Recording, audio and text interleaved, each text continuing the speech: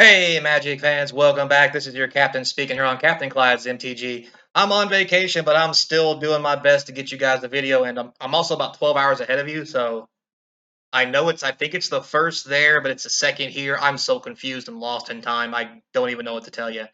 But do have some links from Duskmourn, so leaks. That's what we're talking about. We're talking about leaks. So don't forget, comment, like, subscribe, hit that notification bell. Subscription to 2,000 subscribers is going to have us another sweet giveaway. Cannot wait. Don't forget links in the description to all the sweet places you can find my cards. In case you didn't know, I'm on vacation, like I mentioned, and my shipping won't be till I get back. And some of those places may be closed temporarily since some places don't like to sell cards while I'm on vacation. But anyway, point being, let's get on with it. We've got a sweet couple of cards. I know the audio may suck, and so may the visuals, but hey, what do you want? It's free. So, moving on. We're going to start with, how do you pronounce this word? Valgalfoth, Terror Eater, okay? 3 black and 6 for this 9/9 flying lifelink and demon. Seems like it's on rate. Ward, sacrifice 3 non-land permanents. That makes it really hard to kill. And if a card you didn't control would be put into an opponent's graveyard from anywhere, exile it instead. During your turn, you may play cards exiled with this thing. If you cast a spell this way, pay life equal to its mana value rather than paying its cost. So, I know this looks really bad, but let's be honest. When you're talking about graveyard strategy, this is probably the big daddy of them all from what we've seen so far. Looks good, gives you lifelink to cast stuff for free. Gonna be a commander staple, and if there's a graveyard deck out there looking for some critters that are broken, this is definitely one of them. And then next in here, we actually have I think it's a split card. Let's turn our head sideways here. Doll Maker's Shop and Porcelain Gallery. So we have an enchantment room. Says here, you may cast either half. That door unlocks on the battlefield. As a sorcery, you may pay the mana cost of the locked door to unlock it. What now? Hang on a second. You may cast either half. That door unlocks on the battlefield. As a sorcery, you may pay the mana cost of the locked door to unlock it. Oh, so basically you can play this for a white and 1, put it on a battlefield, then later for 6 you can pay the other half. Wow, this ain't a split card. It is just disgusting. Let's see what we get here for a white and 1. Whenever one or more non-toy creatures you control attack a player, create a 1/1 white toy artifact creature token. Well, that's pretty spiffy for the white decks. And then for 6, creatures you control have base power and toughness equal to the number of creatures you control. Ooh, boy. Just what white weenie's been looking for. This is going to be a great card for Commander. These are both mythics. These are both going to be, I think, high-dollar cards in their own respective minds. I think the white one here, the room cards, I guess we're going to be calling them, it to me looks like a very playable standard card, and it's going to have some serious stuff in there. So, yeah. Moving on, next we got these 4 things. We have Scrabbling Skull Crab. Boy, if that ain't Nightmare Fuel, I don't know what is. 1 blue for an 0/3. It has Eerie, which is whenever an enchantment you control enters or whenever you fully unlock a room, target player mills 2 cards. All right, so this is basically another crab that mills your opponent. This is what we need in life. Anyway, next we have Winter, the Misanthropic Guide.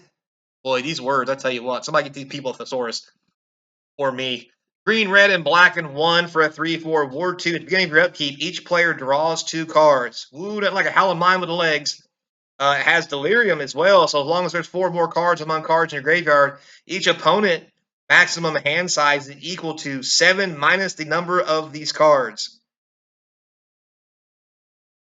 7 minus the number of those cards. Okay, so basically your opponent gets 2 cards every turn, and then that's their max hand size. Well, if I didn't see a Commander shenanigan card in my life, this is definitely it. And to be fair, this might be good enough for standard. I mean, yeah, it's 4 mana. Yeah, it's some weird colors. It's Jund. But, I mean, a 3/4 that you draw 2 cards every turn and just reduces your opponent's hand size. I mean, this card ain't blue, and it's going to make blue players hate it. Anyway, moving on. We have Zamone, the all-questing. Why can't we get her as a Planeswalker? She's one of my favorite new legendary creatures. She's pretty sweet. I'd love to see her as a Planeswalker. Anyway, blue, green, and 1. This legendary creature is a 1/1. Boy, she's just bringing all the juice, ain't she? At the beginning of your end step, if a land enters the battlefield under your control this turn, and you control a prime number of lands, geez, here we go. Create Primo, the Indivisible, a legendary 0/0 green and blue fractal creature token. Then put that many +1/+1 counters on it. 2, 3, 5, 7, 11, yada, yada, yada, are all prime numbers. I mean, it seems good as if you like math. Yeah, I do like math, but I think this might be a bit much for some people. This card probably won't see a whole lot of play because people won't understand what the hell it does. Jesus. Anyway, moving on. Oh, Kato's back. The Bane of Nightmares. Black, blue, and 2 for this 4 loyalty Planeswalker. He has Ninjutsu, blue, black, and 1. Interesting. It says return a unblock attacker you control to your hand. Put this card on the battlefield from your hand, tapped and attacking. During your turn, as long as Kato has 1 or more loyalty counters on him, he is a 3/4 ninja creature and has hexproof. Wow, didn't like an Ninjutsu Planeswalker. Boy, that's going to be busted. So not only is he a 3/4 that you can just ninjutsu in for the giggles of it, you can get an emblem that says ninjas you control get +1/+1 for a +1, making him a 4/5 when the turn he comes in after you swing. But still, 0, Surveil 2, draw a card for each opponent who lost life this turn. Oh, Commander All-Star there. -2, tap target creature, put 2 stun counters on it. Is it just me, or is this the ultimate Planeswalker? Not only does it make emblems for your ninjas, you can surveil and draw cards. You can also tap creatures and lock them down. Plus, it's a 3/4 on your turn with hexproof, which means they're not going to kill it. Which means all you got to do is punch them in the John Thomas, and you're going to win the game. Holy cow, is this thing good? This is going to be a standard staple for 4 mana, especially when it ninjutsu's in for 3. Yeah, this has so much potential. I would definitely suggest picking this new Kato up before they get too expensive. Now, I've said that before and been dead wrong. However, probably still wrong, but pick these things up. Seems really cool. All right, moving on. The next group of cards we have Enduring Curiosity. 2 blue and 2 for a 4/3 flash creature. That is a big ambush viper. Anyway, whenever a creature you control deals combat damage to a player, draw a card. Oh, that's good with flash. Oh, that's good. Whenever it dies, if it was a creature, return it to the battlefield under its owner's control. It's an enchantment. Okay. So, it's an enchantment that sits on the battlefield that lets you draw cards for slapping your opponent around. I don't care if it's a creature. And if you play it in flash because you're going to hit your opponent and they kill it to be like, oh, you're not going to draw cards, guess what? It's going to come back and play as enchantment. You're still going to draw cards. So this Cat Glimmer, I guess, is house. However, being in blue, who knows how much play to really see because blue's not known for the beatdown with the foots. So creatures, that is. We'll see. It looks like we have an Enduring Cycle here. We have Enduring Innocence next to it for white. 2 white and 1 for a 2/1 lifelinker. Whenever 1 or more other creatures you control with power 2 or less enter, draw a card. Ooh, that's nice. This ability triggers once each turn. Who cares? When Enduring Innocence dies, if it was a creature returned to the battlefield under your control, it's an enchantment. Yeah, this is just house. You lay this whenever 1 or more other creatures. I mean, you don't get to draw a card from it, but, I mean, come on. Come on. This is going to be an all-star, not just in Commander and maybe Standard. This might see some play in some older formats as well, just because of the ability that it's a 2/2 creature that can beat people in the face, plus lets you draw cards if they do manage to kill it. Like, seems good. Next, we have Fear of Lost Teeth. I've had that forever, but now I just don't care anymore. So for 1 black, you get an enchantment creature. There's a lot of enchantments going on here. What is this? Theros 2.0? Anyway, 1 black for this enchantment creature, Nightmare. That's a 1/1. Whenever it dies, it deals 1 damage to any target, and you gain 1 life. It's fine for a common. Let's be honest. There's nothing wrong with that. We have the Fear of Immortality. Oh, they got a Fear Cycle too. Fear of Immobility. White and 4 for this 4/4 bad boy. Whenever it enters, tap up to 1 target creature an opponent controls. That creature gets a stun counter on it. Whatever. Command. Limited. Fine. Next, we have Hauntwood Shrieker. This is a sweet green card. I've seen so much good green cards, I'm surprised there's not more green decks. 2 green and 1 for a 3/3 right on rate. Whenever it attacks, you manifest Dread. For those who don't know, Dread is where you look at the top 2 cards of your library, put one of them on the battlefield face down as a 2/2 creature, the other into your graveyard. You can turn up the face down card any time for its mana cost. So, 4 ways to make things that flippy flip. And then also, for a green and 1, reveal target face down permanent. If it's a creature card, you may turn it face up. For a green and 1.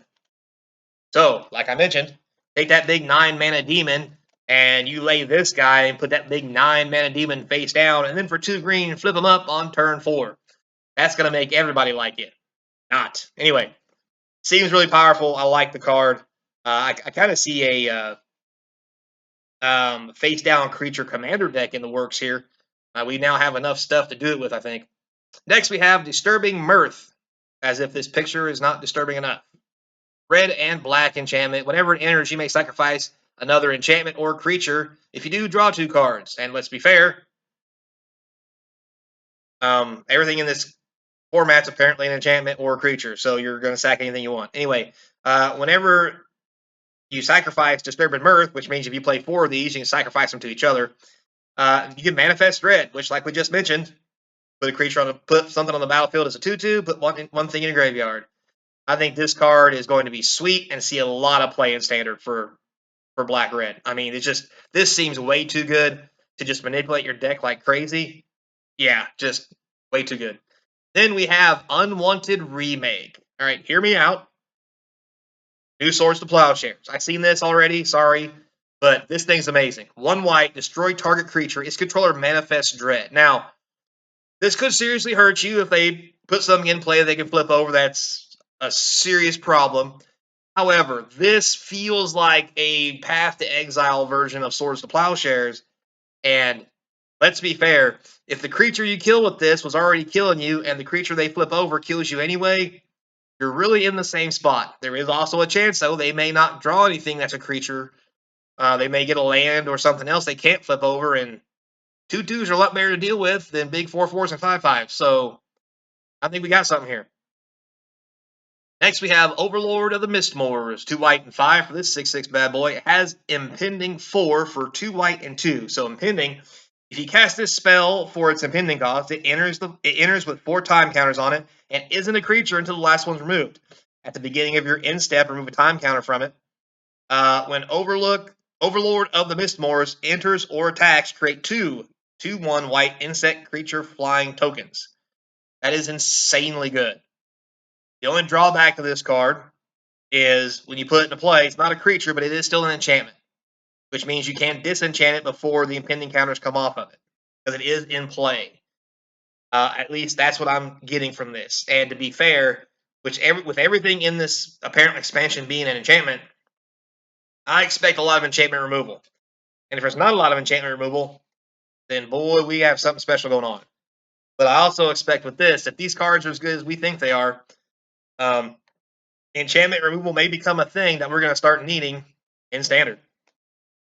So moving on, next we have Volgothoth, Horror of Souls. We have a different version of him this time. This one is a legendary creature, Elder Demon. Red, black, and 2 for a 4/4 flyer. Ward, pay 2. Geez, that's just amazingly good. Whenever an opponent loses life for the first time each of their turns, put a +1/+1 counter on this thing and draw a card. It's a 4/4 flyer for 4 that has Ward, pay 2 life. It's just good. Yes, it can get bigger, and you may get to draw a card off of it. I wouldn't expect it because they're probably going to kill it on their turn, but if they do, kudos to you. It's just good. It's going to see play. Probably just in standard. Maybe a little bit of commander action, but that's probably about it. Next, we have a new version of Winter the Cynical Optimist. Interesting. Green, black, and 2 for a 2/5 Death Toucher. Whenever he attacks, mill 3 cards. Delirium, at the beginning of your end step, you may exile any number of cards from your graveyard with 4 or more card types among them. If you do, a permanent card from among them. If you do, put a permanent card from among them on the battlefield with a finality counter on. Okay, so if you can exile 4 different types of cards, you can put one of them that's a permanent back on the battlefield. I mean, it seems good, and he's big enough not to die from most removal, but I mean, he may be good enough. I mean, in standard, it's going to be hard to deal with this thing. It's just too big. Limited All-Star. Commander, definitely. So, yeah. Next here, we have a Veteran Survivor. 1 white for a 2/1 white guy. Who would have thought 2/1s? Savannah Lion Human. It has Survival. At the beginning of your second main phase, if the Veteran Survivor is tapped, exile up to 1 target card from a graveyard. As long as there are 3 or more cards exiled with Veteran Survivor, he gets +3/+3 and has hexproof. So he only becomes a 5/4. Yeah, this thing is bonkers. This is going to be a really good card. It's going to see a lot of play in standard, probably not so much Commander, but definitely the older formats like Modern and Pioneer, because playing this on turn 1 and starting to zap your opponent's graveyards, and this thing getting big quick is going to be a problem. Yeah, so get these foils while you can, guys. They're going to be expensive. Next, we have Demonic Console. Black and 1 for a sorcery rare. Search your library for a demon card, reveal it, put it into your hand, and shuffle. Also, you have Delirium, which is 4 more cards of different types among those in your graveyard. Instead, search your library for any card and put it to your hand. You know, like Demonic Tutor. So this is a rare. Probably should have been a mythic. And it's going to see shit tons of play. This card is amazing. I mean, at worst case scenario, you search up a demon, which will probably be what's in your deck anyway. That's going to be really good cards, like this Elder Demon over here on the left. Best case scenario, you just Demonic Tutor. And this card is going to be a staple in every black card in Commander. Or black card. Every black deck in Commander will be playing this. Because all you got to do is get to Delirium. Fetch with one of your fetchable lands. Cast a sorcery, cast an instant, let them kill one of your creatures, put an enchantment in there, mill yourself or some silly crap. Trust me, you'll get there. And Demonic Tutor is really good. So yeah, get these while you can. Next here we have the Jolly Balloon Man. I love this name. White, red, and 1 for a 1/4 haster. For 1 tap, create a token that's a copy of another target creature you control, except it's a 1/1 red balloon creature in addition to other types. And it has flying, haste, sacrifice it at the beginning of the next end step, activate only sorcery.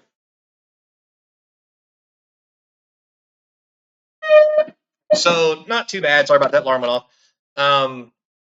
Pretty good. It's, it's kind of a Kiki Jiki, but it is legendary. So, that really won't work. But there is definitely possibilities here. And you know what happens when they print cards like this? You get things like Nardu. So, Nadu, whatever. The bird thing got banned. So, we're going to see if this is a bannable card very fast. Next, we have Peer Past the Veil. Red, green, and 2, because that makes perfect sense, not black or nothing. Anyway, this is an instant. Discard your hand, then draw X cards, where X is the number of card types among cards in your graveyard. Oh my god, this could be great. I mean, if you've already hit Delirium and you draw this, it's the only card in your hand. You cast it for 4. You have Delirium 4. You draw 4 cards. This is going to be a thing. This is going to see lots of Commander play, probably some Standard play, maybe Pioneer. I mean, there's lots of combo decks of Pioneer this might be able to benefit from this card, but we'll have to wait and see. But this is something. Next, we have another Mythic. We have Zamone, Mystery Unraveler. I believe this one's a Commander card. I missed that earlier. Anyway, point being. Green, blue, and 2 for a 3/3 landfall. Whenever a land you control enters, manifest dread. If this is the first time this ability has resolved this turn. Otherwise, you may turn a permanent you control face up. Yeah, it's not busted at all. Not one bit. Holy cow, that's good. So yeah, this is going to be a Commander deck. Another Commander deck card we have is, I can never pronounce her name, Aman Atui. I don't know. Veil Piercer. Black, blue, white, and 1. 2/4. At the beginning of your upkeep, Surveil 2, that's already pretty sweet, to be honest. Each enchantment card in your hand has Miracle. Its Miracle cost is equal to its mana cost reduced by 4 colorless. So, what this basically means is when you draw, the first card you draw gets a Miracle trigger, even though it doesn't have Miracle. So, let's say there's a 4 colorless card on top of your deck. I don't know, let's just pick something. The One Ring. Since it's got Miracle cost and your draw, you get to Surveil, put the One Ring on top, you draw and then reveal it without it touching your hand, and go, oh look, the One Ring. I can now Miracle it into play for free. Again, another great commander card. But yeah, luckily it's only a commander card because this could get out of hand really quick. Quick. All right, moving on. Next we have Valgav's Lair. God, somebody tell me how to say that. It has hexproof. Enters tapped. As it enters, you choose a color and you get 1 mana of the chosen color. Very underwhelming. Yes, it has hexproof. Yes, it can be any color. It comes into play tapped. It is an enchantment land, so in enchantment decks, like in Commander, it will let you draw a card by playing your 1 land per turn. So there's that. It does have its place. But past that, don't see a lot of love for this card. Maybe I'm wrong. You tell me. Look who's back, guys. It is Norin, the Swift Survivalist. 1 red for 2/1. Human Coward. He can't block, but whenever a creature you control becomes blocked, you may exile it. You may play that card from exile this turn. So a good way to save your creatures and just good old Norin. Glad to see Norin back. It's hilarious, especially the fact he's in this horror setup. He's going to be that one guy that escapes the horror movie because you can't catch his ass. So anyway, next, I want you to look at this beautiful special guest Damnation. That's right. 2 black and 2 destroy all creatures can't be regenerated. This is the first time we've had this reprint in a little while, and it is pretty. And it's probably flavored to the right set with it being a horror set, but man, this is a sweet one and going to be a sweet pull for anybody who can get one out of a box. Next, we have Razorkin Needlehead. 2 red for a 2/2. It has first strike during your turn, and whenever an opponent draws a card, it deals 1 damage to them. This is really good because eventually you can just Death of a Thousand Paper Cuts somebody. Or, in Commander, you can just lay it and watch the chaos ensue as everybody starts drawing cards and the person who played their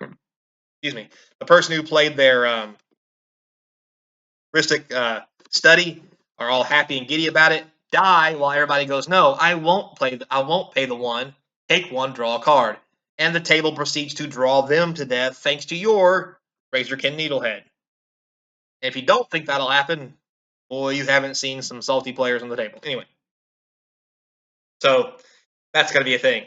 With that said, guys, thanks a lot for watching and tuning in. I do appreciate it.